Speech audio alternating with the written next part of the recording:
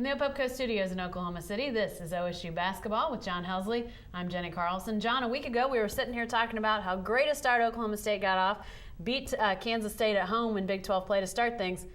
Now it's a little bit different story. An 0-2 week this last week, now at 1-2. How do you look at the Cowboys? Well, you look at them differently, I think. You were right. We were talking about what a great start it was last week. You get a good win over a top 25 team. Since then, Kansas State has dropped some games. Maybe not the win we thought it was. OSU really had a chance on Saturday at Colorado. They're up 12 in the second half to steal a road win, gold on the road, and let it slip away.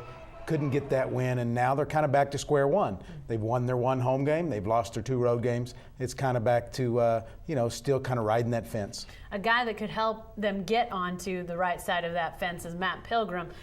He's really been a little bit AWOL for them thus far in conference play. What's going on with Pilgrim? Great question. I bet the OSU coaches would like to know the answer to that. And I think it's a deep-seated question with Matt. He's a highly emotional guy. I think we've talked about, they've got a lot of these guys on this team. Marshall Moses was like that. But Matt is a guy that at the end of last year really showed some signs and an ability to dominate in this league. And we just haven't seen that this year. And I think they really need to find that Matt Pilgrim. Marshall Moses is getting a lot of double-team attention. When that's the case, they got to have somebody on the inside that can do some things, can kind of fill that void. Matt has that ability. Where it is right now, I don't know. Is there a chance that could show back up this week? And is there also a chance in turn that the Cowboys could get back on a little bit of a winning streak here? I think so. Pilgrim will show you flashes here and there that he still has that great athleticism.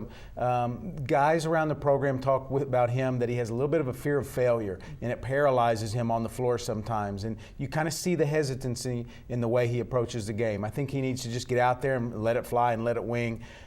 Chance this week. Wednesday night, they've got Iowa State at home, an improved team in the league, but still a team that Oklahoma State should beat at home. And then they go to Baylor, which has kind of been up and down.